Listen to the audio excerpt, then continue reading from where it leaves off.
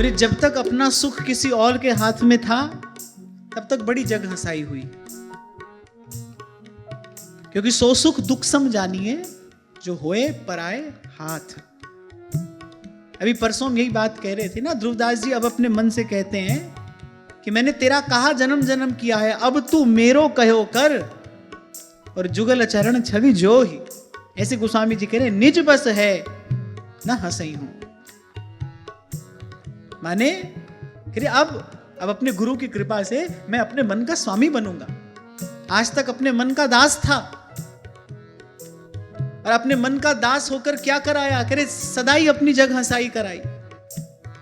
प्रभु ने बार बार कृपा करके यह अमूल्य अवसर दिया, मैंने बार बार खोया बार बार गंवाया, लोक परलोक दोनों बिगाड़े। कह रहे अब निज बस है ना हंसई हूं, अब गुरु की कृपा से अपने मन का स्वामी होऊंगा। इस कार्य को असंभव ना समझना, क्योंकि क्या है ना, एक दुर्बलता हमने अपने आप पकड़ रखी है। अरे महाराज हम तो ग्रस्त हैं, हम तो काम धंधे वाले लोग हैं, हम ये सब कैसे करेंगे। सभी किसी ना किसी काम धंधे में लगे हैं भाई। मन का धंधा तो सबका ही चल रहा है। बाहर से कोई भले आपको सब छोड़कर बैठा हुआ दिखाई पड़ता हो, पर उसका भी मन तो काम धंधे में लगा ही है। कोई ना कोई काम धंधा तो मन कर ही रहा है, सबका कर रहा है।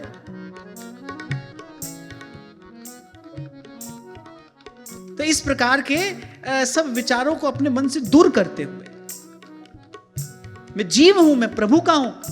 प्रभु ने कहा है ममई वांशो जीव लोके जीव भूत है सनातन है, मैं जीव हूं, मैं प्रभु का हूं। प्रभु मुझसे मिलना चाहते हैं, अगर न मिलना चाहते तो मुझे संत सदगुरु नहीं मिलते, ये सदमार्ग नहीं मिलता। प्रभु मुझसे मिलना चाहते हैं, मेरी ओर से ही देर है, वो मुझसे दूर नहीं है, मैं उनसे दूर हूं।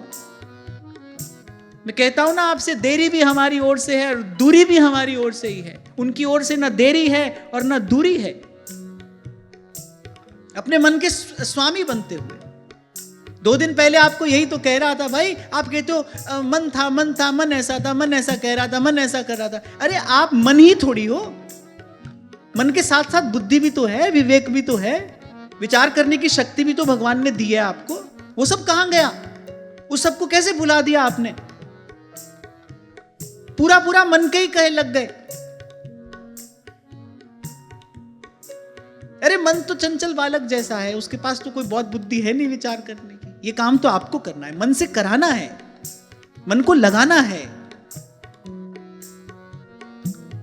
मन के कहे चलते नहीं जाना है। और ये बल, ये शक्ति कहां से मिलेगा? सत्संग से मिलेगा, हरि के भजन से मिलेगा।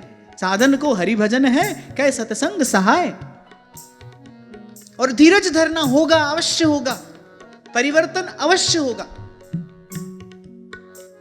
और मैंने कहा इस कथा की तो ये महिमा है, कितना भी बिखरा हुआ मन क्यों ना हो, सिमट जाता है,